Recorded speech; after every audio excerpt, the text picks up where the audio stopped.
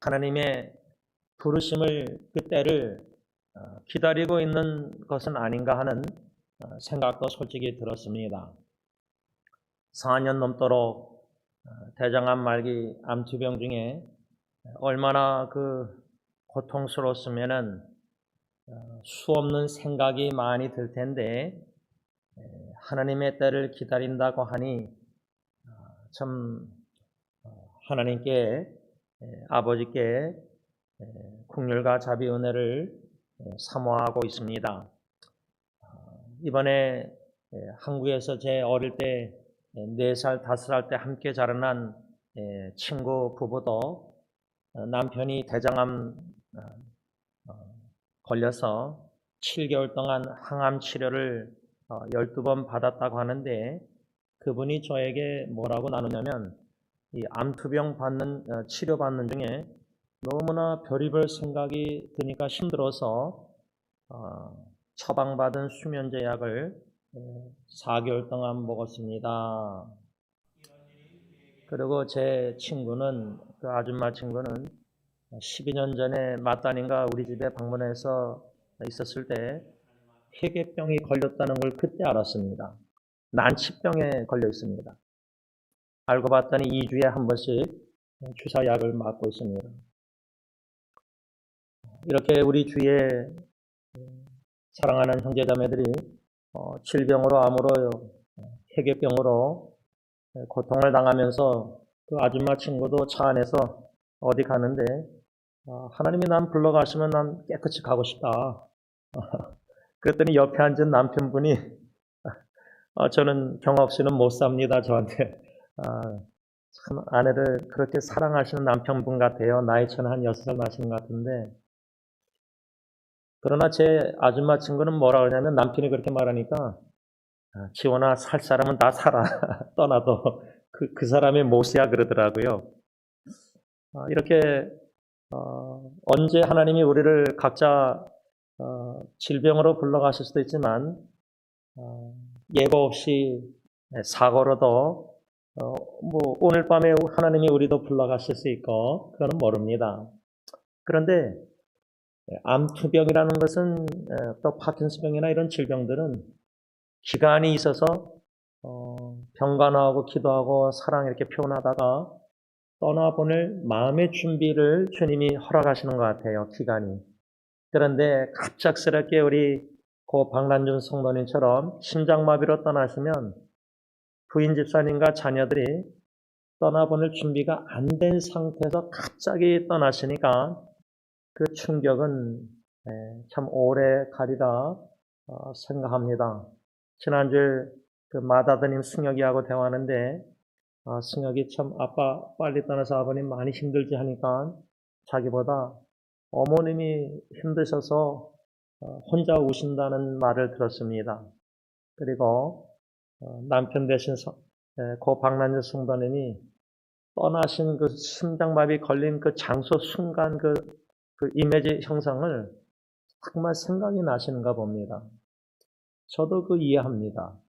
첫째 아기 죽어갈 때 그 기억은 평생 치매가 걸린 기억상은 잊을 수가 없기 때문입니다. 이렇게 잊지 못할 사랑하는 사람들의 질병과 고통 속에 또 갑자기 떠나보냈을 때 밀어닥치는 마음의 그 환란과 괴로움과 아픔, 눈물, 슬픔은 부부도 각자 아픔도 다 다르다고 생각합니다. 이러한 우리 삶 속에 재난, 고난, 고통, 재앙, 날벼락 같은 이런 충격적인 기도 제목 소식들, 어려운 일들, 이런 일을 당할 때 우리는 욥기서에 나오는 욥이라는 인물을 더욱더 묵상하게 되는 것 같습니다. 저는 이번에 거의 한 달 동안 가정예배를 형이 없어서 형 선교사님이 선교지에 가서 제가 하는 수 없이 인도하게 되었는데 그 당시 욥기서를 계속 지금도 오늘도 29장 묵상하고 있는데 가정예배 때 계속 욥기서를 묵상하고 설교를 준비해서 어저께도 하나님의 따뜻한 손길이 우리 가정을 지켜주시옵소서라는 현대인의 성경 말씀 중심으로 가정예배를 말씀을 선포했습니다. 오늘은 지난주에 우리가 이미 한번 묵상한 말씀이지만 이 욥이 23장 욥기 2절의 현대인의 성경에 또 개역개정에 혹독 오늘은 내게 반항하는 마음과 근심이 있나니 내가 받는 재앙이 탄식보다 무거움이라 이렇게 개역개정에 써 있는데 현대인의 성경은 혹독하다. 그래서 저는 혹독하고 무거운 재앙이 우리에게 임했다 할지라도 욥기 23장 말씀 중심으로 하나님의 말씀을 지난주에 첫 번째 받고 오늘 두 번째 마지막으로 10절에서 14절 말씀 특히 중심으로 5가지 교훈을 묵상하고 교훈을 받게 되었습니다.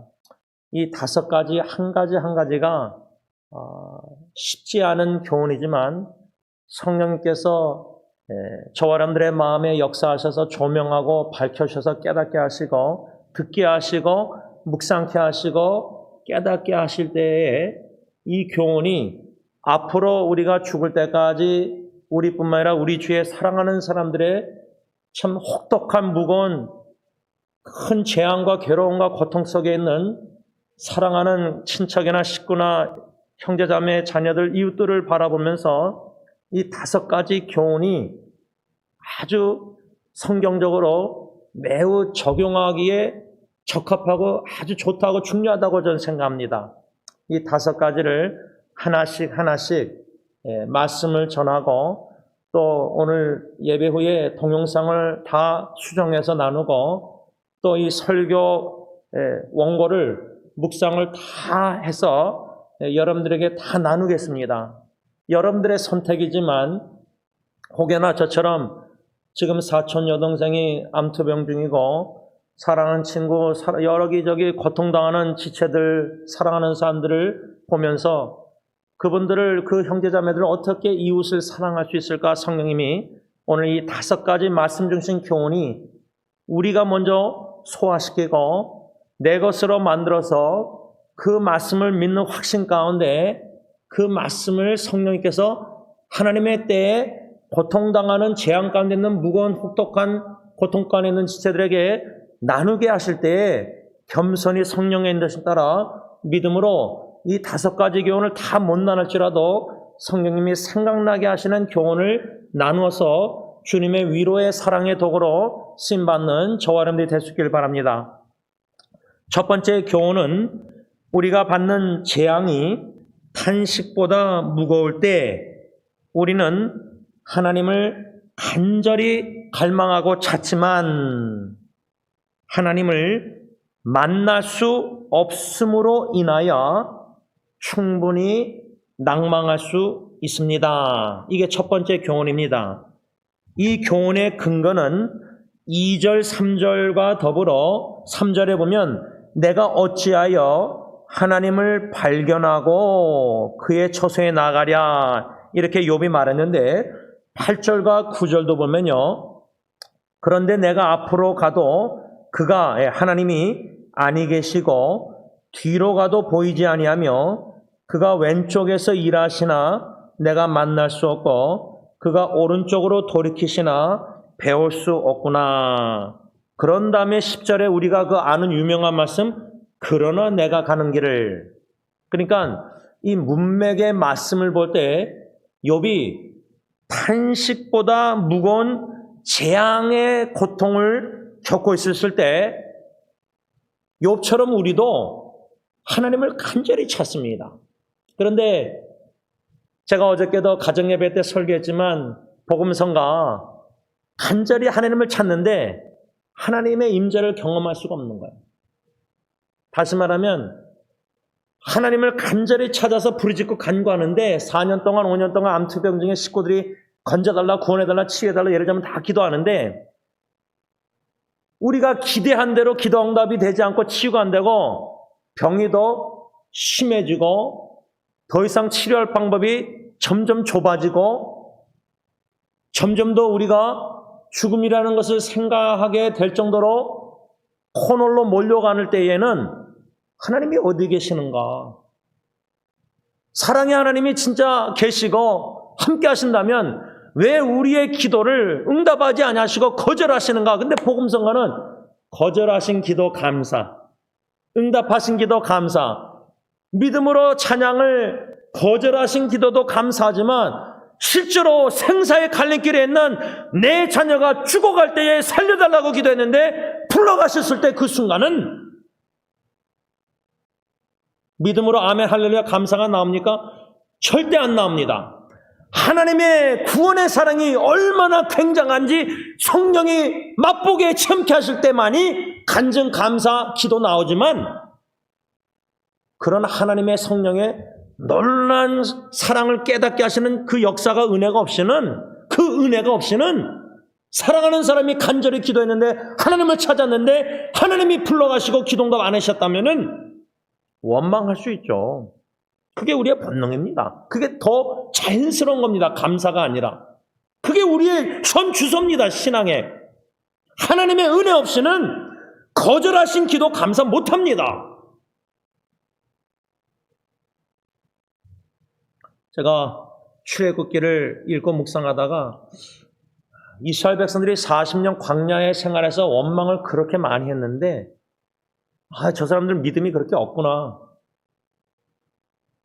우리 고 채분노 할머님 6자녀 중에 3명이 죽었을 때 마지막 셋째 아들이 거실에서 시신으로 차갑게 흔들었는데 안 깨어났을 때 죽었을 때 낙골함으로 추모 예배 드리고 나서 저한테 오셔서 목사님 예쁘게 하나님이 원망스러워요.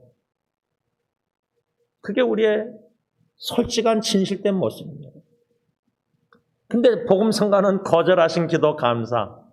욥은 하나님을 간절히 찾았는데 동서남북 다 찾았는데 발견할 수 없었다. 하나님의 임재를 만남을 가질 수 없다는 거예요.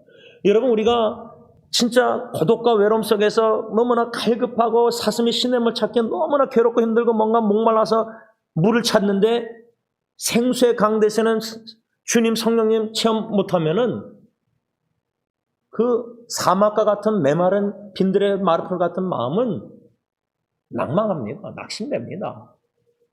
그게 첫 번째 교훈이다. 그 말입니다. 특히 하나님의 기도응답이 거절뿐만 아니라 침묵, 하나님이 침묵하고 계시다는 느낌이 들 때가 생각이 들 때가 있습니다. 그렇게 한 기도 제목을 가지고 1년, 2년, 10년 제가 87년도 대학부 수련회 때 예수 영접하고 주님께 헌신해서 목사 되겠다고 그때부터 지금까지 제 친구들 40년 넘은 친구들 기도하고 있습니다. 그런데 아직 기도응답이 없습니다. 그렇다면은 하나님이 침묵하신다.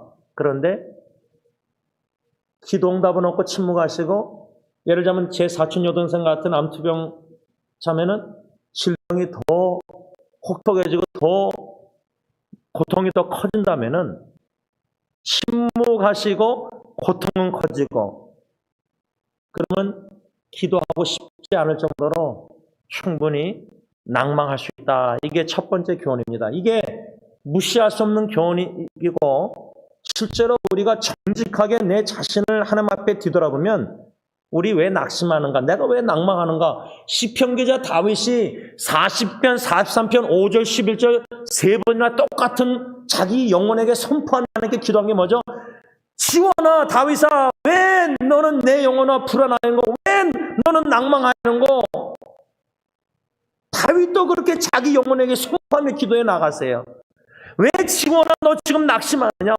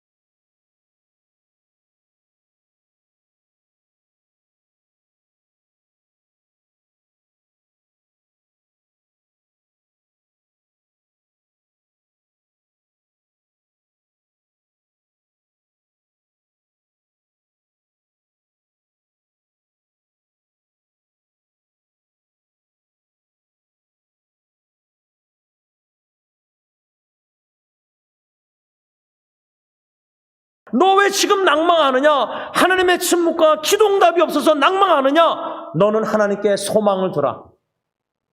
자기 영혼에게 선포하며 기도하는 하나님. 다윗도 그랬다면은 우리도 충분히 낭망할 수 있습니다. 낙심하고 불안하고. 그게 첫 번째 교훈이고, 두 번째 교훈은 오늘 10절에 보면은 우리 그 유명한 하나님의 뜻을 왜 내 사랑하는 사촌 여동생이 막 간절히 기도하면서 하나님의 뜻이 이건가 저건가 막 고민하다가 결국 끝에 가서는 은혜로 하나님 전 모르겠습니다. 그러나 하나님 당신은 아시지 않습니까? 그게 위로가 됐다는 겁니다. 위로가 된다는 겁니다. 나는 몰라도 됩니다. 부부가 배우자가 몰라도 됩니다. 내 고통, 아픔.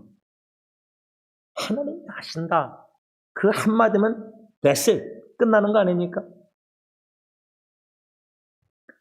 세 번째 교훈은 탄식보다 더 무거운 혹독한 재앙이 왜 우리에게 임했는지 욥처럼 모르겠지만 우리가 명심해야 될 진리는 23장 10절 하반절에 그가 하나님이 나를 단련하신 후에는 내가 순금같이 되어 나오리라. 이 유명한 말씀인데 제가 언젠가 설교를 준비하다가 이 순금을 만드는 과정, 대장장이 금을 이렇게 순금 이렇게 퓨어 골드를 만드는 그 인터넷 기사를 쫙 찾아서 적합한 전문가가 쓴 걸 한번 쫙 읽어봤는데 전문 용어가 많으니까 잘 이해 못한 점도 거의 많았지만 순금이 나오기 위해서는 얼마나 성경적으로 말하면 뜨거운 7배 불을 뜨겁게 용광로의 고통의 용광로를 7배나 뜨겁게 다니엘 친구들처럼 해가지고 하나님은 그런 극심한 혹독한 무거운 재앙 고통을 통해서 순금 같은 신앙을 나오게 단련하신다 그 의미인데 저는 여기서 욥에게 있어서 하나님이 뜻하고 계획하신 주시고자 하시는 순금같이 나오는 욥의 모습은 뭘까? 그거를 좀 쉽게 욥기 1장에서 42장 전체를 구조를 본다면 1장에는 하나님이 사탄과 대화하기 전에 욥은 하나님을 경외하고 정직하고 자녀 10명에다가 진짜 얼마나 물질의 축복을 많이 받았습니까? 건강도 멀쩡했습니다. 그런데 하나님과 사탄 대화 후에 그 모든 재앙이 하나님의 주권적인 허락 아래 사탄이 공격합니다. 소유물 다 잃고 10명 자녀 다 죽습니다. 욥의 건강도 있습니다. 부인도 하나님을 저주하고 죽으라고 합니다. 친구들도 재난을 주는 위로자입니다. 절대 위로가 안 됩니다. 욥에게는 아무도 없습니다. 주님 외에는. 그런데 42장 끝에 가서요. 마지막 절에 가서 보면은 욥기 1장 상반부하고 비슷한 내용이 나옵니다. 욥기 1장 상반부에는 10자녀, 재물, 축복 다 나오잖아요.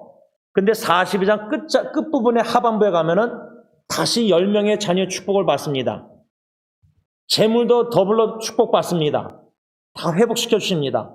이거를 히브리어 문법으로 inclusive라고 말하는데 그것을 한국말로 쉽게 설명하자면 샌드위치법입니다. 시작과 끝이 비슷한 내용이 나옵니다. 그러면 하나님이 욥을 삼에 무거운 재앙, 혹독한 탄식보다 무거운 이런 재앙을 통해서 시련과 단련을 통해서 순금같이 나오게 할 때에 순금같이 나오게 된 욥의 모습이 42장 하반부에 10자녀 다시 회복하고 재물을 더 축복을 많이 받고 그게 순금같이 나오게 하신 욥의 모습입니까? 저는 아니라고 생각합니다. 그걸 다 회복해 주셨어요. 하나님은. 근데 그게 순금같이 나오게 하시고자 하신 하나님의 목적 뜻이 아니라고, 그게 우선순위 아니라고 생각합니다. 저는. 순금같이 나오게 하신다는 욥의 모습의 두 가지 축복 신앙은 뭐냐면 첫째로 42장 5절에 42장이 마지막 장인데 욥의 상반부에 뭐라 하죠? 내가 주께 대하여 귀로 듣기만 하였사오나 이제는 눈으로 주를 배움나이다. 이거는 사람의 언어로 성경을 썼기 때문에 하나님은 영이시기 때문에 우리의 육신의 눈으로 볼 수가 없습니다. 그런 표현을 그렇게 쓴 겁니다. 이것은 우리가 지금 말하면 제가 귀로만 설교로 복음 예수 그리스도 듣던 예수님을 인격적으로 만나는 겁니다. 욥은 그렇게 하나님을 찾아서 발견하고자 만나고자 했는데 못 만났습니다. 그러나 23장 10절 내가 가는 길은 그가 하시나니 단련하시네 정금같이 순금같이 나온다 해서 42장 욥기 마지막 장 상반부에 고통의 터널을 다 극심한 혹독한 무거운 재앙을 겪고 나서 귀로만 듣던 주님을 만나게 된 겁니다. 여러분, 우리 자녀들이 교회를 어릴 때부터 모태신앙 다녀도 세례 다 받고 다 입교해도 인격적으로 예수님을 만나지 못하면 아무리 복음을 성경 공부 다 들어도 예수님을 인격적으로 만나지, 하나님의 은혜가 없이는 만나지 못하면 교회에 나올 의미가 없는 겁니다. 교회를 떠날 수밖에 없는 겁니다. 인격적인 그리스도의 만남과 첫사랑 십자가 그걸 모르니까, 하나님의 은혜 없이는 걸 못 체험하니까. 그래서 저는 순금같이 나오게 하신 욥의 재앙 후의 모습은 물질의 축복, 자녀의 축복보다 영적인 축복의 두 가지 중에 하나가 하나님의 임재를 체험한 거예요. 만난 거예요. 귀로만 듣던 40년 설교 들어도 예수님을 인격적으로 만나지 못하면 꽹과리 울리는 꽹과리밖에 안 됩니다. 주님의 사랑을 못 느끼니까 마음에 변화가 없는 겁니다. 내적에. 욥은 하나님을 발견했는데 어떻게 발견했냐? 하나님께서 자신을 욥에게 말씀으로 계시하셨다. 그게 바로 욥기 38장부터 41장이에요. 그래서 42장 5절에 귀로만 듣던 주님을 만났다. 눈으로 보았다. 그렇게 고백한 거예요. 둘째로 순금 같은 욥의 모습 신앙의 영적인 축복은 뭐냐면 욥기 19장 25절에 욥이 하나님 주님을 가리켜 나의 증인, 죄송합니다. 16장 19절에 나의 증인, 나의 중보자 이렇게 말했고 또 19장 25절에 하나님을 가리켜 나의 대속자 이신 주님의 공의, His righteousness, 공의로 말미암아 욥 자신이 구원을 받는 것이지 자신 욥이 굳게 잡고 놓지 않았던 내 공의 27장 6절 이것으로 구원받지 않는 것이구나. 이 진리를 깨닫게 된 겁니다. 이게 참 중요한 건데요. 이것을 좀 쉽게 설명하자면 바리새인같이 율법주의적인 종교 신앙생활하는 우리는 내가 주님을 위해서 행한 것을 많이 기억하고 있습니다. 기록합니다. 그게 이제 공로의식입니다. 그 공로의식이 강한 직분자들은 주님을 섬긴다고 하는 직분자들은 자기의 바리새인처럼 내 righteousness, 내가 율법을 행하고 지켜 행함으로 내가 노력, 내가 선행 착한 일 주님의 일, 내가 해서 자기 의가 공로가 의식이 강한 사람들. 욥이 자기의 공의를 붙잡고 있었던 거예요. 경외하고 정직하고 진실되고 하나님을 경외한 사람이었기 때문에. 그런데 자신이 굳게 잡고 놓지 않았던 내 공의, my righteousness, 내 의로 구원을 받는 게 아니라 나의 증인, 나의 중보자, 나의 대속자이신 주님의 공로, 공의로 구원을 받는 것이라는 이 복음의 진리를 욥이 고통의 통로를 겪으면서 순금 같은 신앙,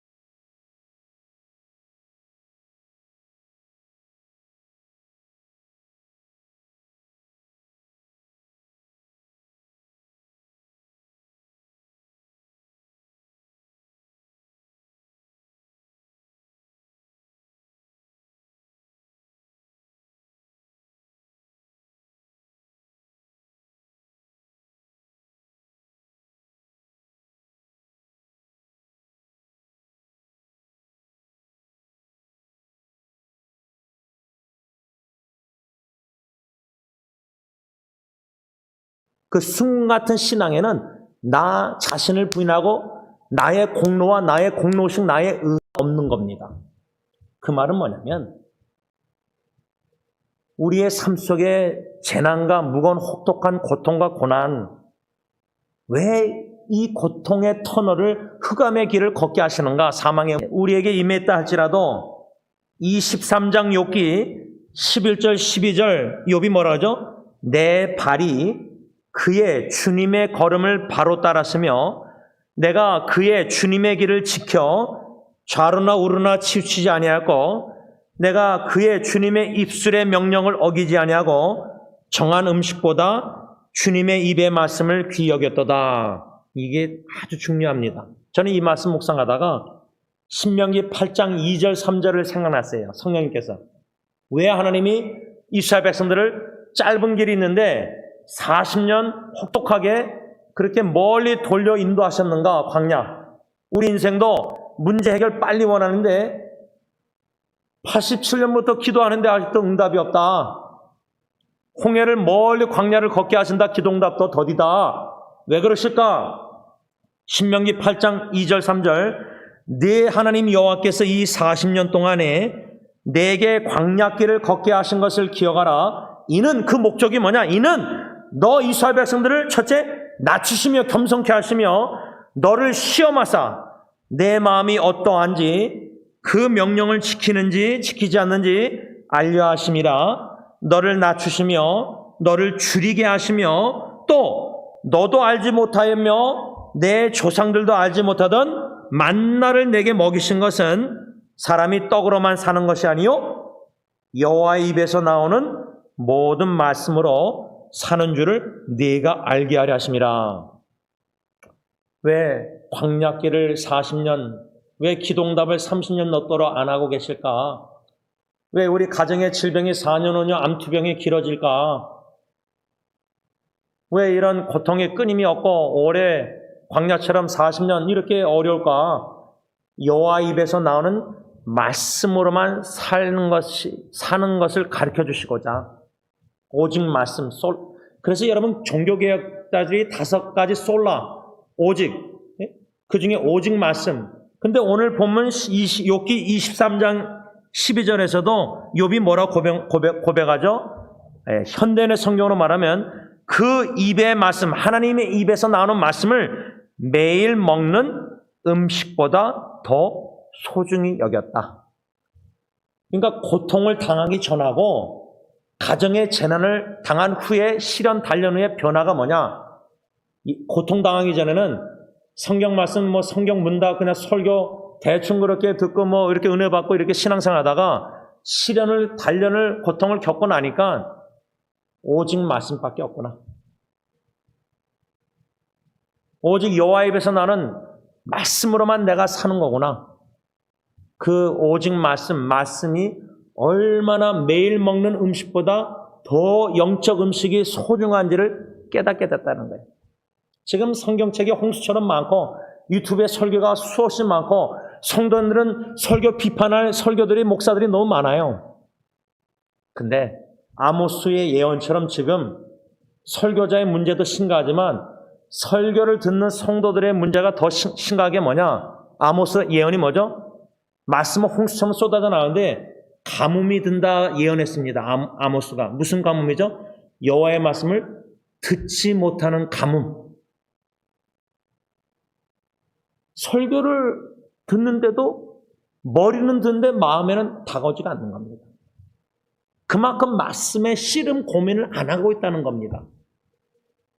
이 말씀을 깨닫고자 얼마나 매일 밤 주야로 씨름하고 있습니까? 우리 교회에서 여러분들이 얻고자 하는 것은 제가 여러 번 광고 시간에 여러 번 얘기했지만 우리 교회는 그렇게 프로그램 오늘도 어느 분이 큰 교회 프로그램을 몇 가지인데 우리 승리교회는 한 15가지 있습니까? 그런데 저는 모르겠습니다. 그렇습니다. 제가 중요시한 거는 전하 원로 목사님 제가 강조하는 게 수요 예배, 토요 새벽기도, 주일 예배, 그 다음에 주일 오성경 공부 딱 4개밖에 없습니다. 말씀.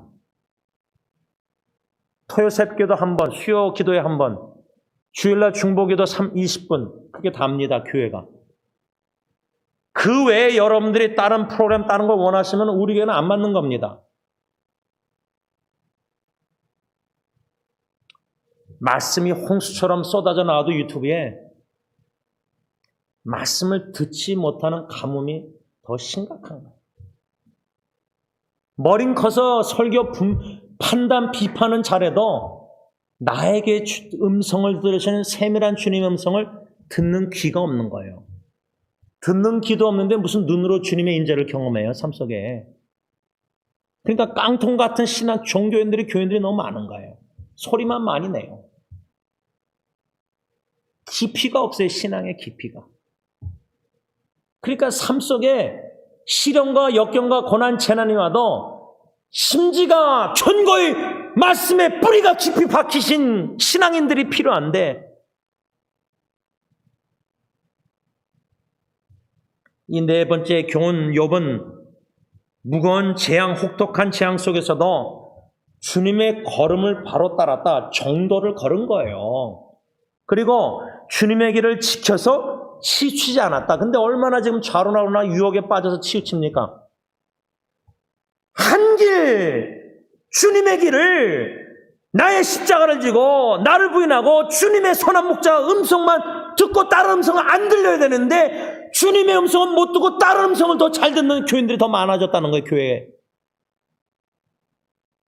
다른 복음, 갈라디아 교회처럼 다른 복음은 은혜 받고 참 복음은 틀리지가 않는 영적 귀가 먹은 귀머거리들이 많다는 거예요. 그러니 교회가 반석에 세워지지 않고 흔들리는 교회가 깨지는 교회가 많아진다는 거예요. 그러니 이미 교회 고통과 상처 입은 교인들이 떠돌아다니면서 얼마나 신앙의 뿌리가 깊이 박혀있지 않는지 여화적인 여러 가지 유혹에 사랑에 넘어가는 거 보세요.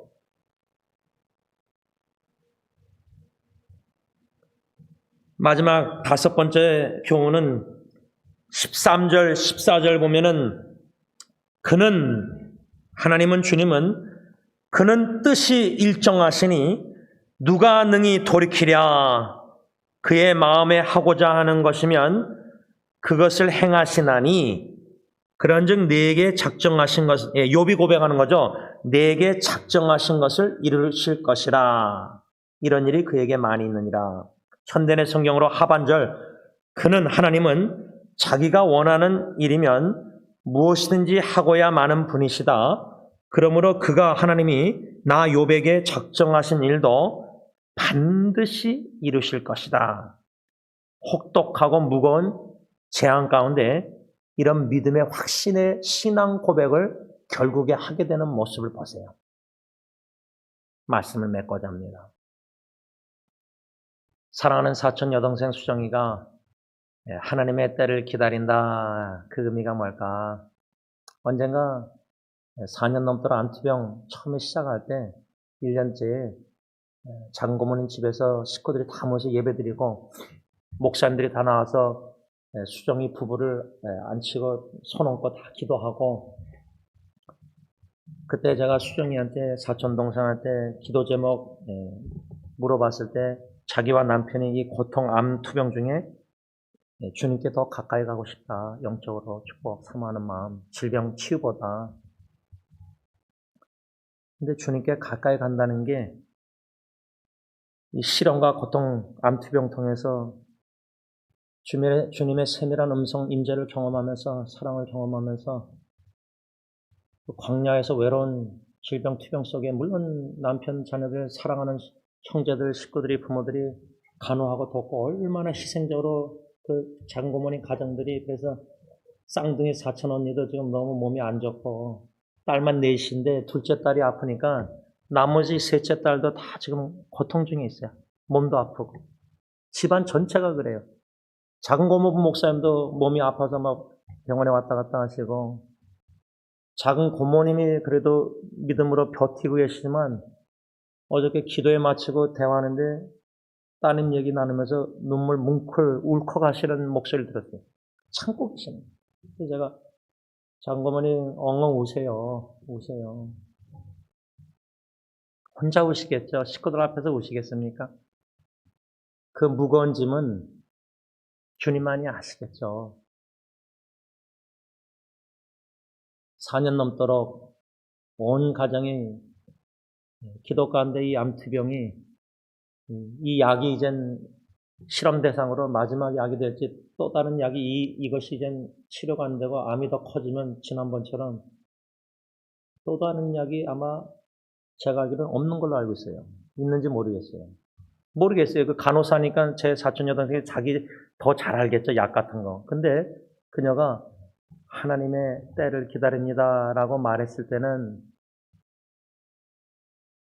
초기 때, 암투병 때 제 아내하고 작은 고문 집에서 식사 대화할 때 자기의 죽음을 얘기했어요. 제 아내한테. 처음부터.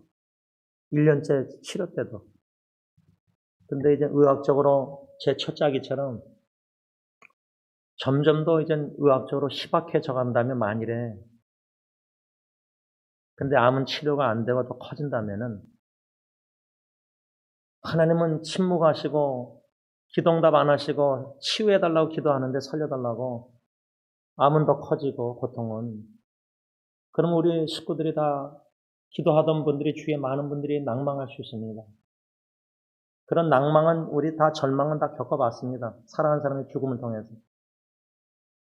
거절하신 기도 감사. 이제는 웃으면서 그 하나님의 구원의 크신 사랑을 죽음 위에 뼈가루 뿌리면서 경험했기 때문에 맛보게 하셨기 때문에 은혜, 족한 은혜. 그래서 이렇게 웃으면서 확신을 가지고 간증할 수 있지만은 그 당시에는 너무나 통곡 속에 절망 속에 낭망이 되었습니다. 죽고 싶었습니다. 그런데 그런 고통의 무거운 혹독한 재앙 속에서 나는 모르지만 그 하나님이 모든 걸 다 아시고 나는 모르지만 그러니까 나는 모르지만을 그 당시에 25년 전에 첫째 아기 죽어갈 때 고백을 못했습니다. 왜 불러가셨는지 그 뜻을 자꾸만 찾았습니다. 뼈가루 뿌리고 나서야 알았습니다. 구원의 사랑을 경험하고 나서야. 바라기는 제 사촌 여동생 위해서 기도하는 식구들뿐만 아니라 우리 교회 식구들 지금 고 박만주 성도님 유족뿐만 아니라 또 어르신들 여러 가지 질병 고통 속에 있는 교회 어르신들 또 주위의 식구 자녀들 어려움 가운데 있는 식구들이 많잖아요. 이런 혹독한 무거운 재앙이 점점 더 무거워질 때에 주위에 있게 우리가 아랠 때 하나님의 침묵 속에서 우리가 낙심할 수 있지만 그러나 10절 말씀 욥기 13절 그가 우리가 가는 길을 아십니다. 우린 몰라도 됩니다. 하나님 아세요. 그리고 이 단련 후에 순금같이 나오게 하신다 할 때 뭐 건강 회복시켜 주시고 암이 없어지고 기적적으로 재산이 다 회복되고 자녀들이 뭐 살아나고 모르겠어요. 그런 거 물질의 축복, 자녀의 축복 이런 거보다 건강 축복보다 영적인 축복, 귀로만 듣던 설교로 말씀 듣던 주님을 인재를 인격적으로 말씀 계속 통해서 만나서 그 주님의 공로로 십자가의 공로로 하나님의 의로 예수 믿고 내가 구원을 받았다. 나의 공로가 1.1% 하나도 없다. 그래서 나는 그 구원의 은총으로 너무 감사해서 감격해서 감동해서 주님의 길을 고난의 십자가의 길을 좁은 길을 난 따르겠습니다. 죽을 때까지. 주님이 나에게 작정하신 이런 고통, 극심한 무거운 재앙을 통해서라도 반드시 이루신다. 이 믿음 확신 가운데 있는 저와 여러분들이 되시길 바랍니다. 기도하겠습니다. 사랑해 주님 감사합니다. 비록 육신의 눈으로 귀로 들을 때의 소식들이 참 괴롭고 마음이 아프고 슬프고 힘들지만 믿음의 주 온전하시는 주님의 말씀의 계시를 통해서 이 5가지 교훈을 믿음으로 생각할 때 우리에게 향하신 하나님의 선하시고 온전하시고 기뻐하신 구원의 뜻을 작정하신 바 반드시 이루실진데 심지어 재앙과 무거움과 혹독한 고난, 고통, 질병, 암, 심지어 사랑하는 사람의 죽음을 통해서도 하나님의 구원의 은총과 공로와 사랑을 깊이 넓게 많이 체험케 하시고 인격적으로 주님을 만나게 하시는 계시하시는 사랑의 하나님 감사합니다. 그 사랑의 하나님을 만나면서 그 교제하면서 친밀한 교제, 속삭이면서 사랑을 느끼면서 감동 감화 감사한 눈물 속에서 주님의 음성을 듣고 따르는 양떼들 그 바른 좁은 길을 주님 가신 길을 끝까지 신실하게 진실되게 정도를 걷고 좌로나 우로나 치지 말게 하시고 주님의 입에서 나오는 오직 말씀으로 우리가 산다는 확신과 소중한 말씀을 귀히 여겨서 그 말씀 믿음으로 순종하며 사랑하는 귀한 단련받은 순금 같은 신앙인들이 다 되게 하여 주셨기만을 예수님의 이름으로 간절히 기도를 올리옵나이다. 아멘.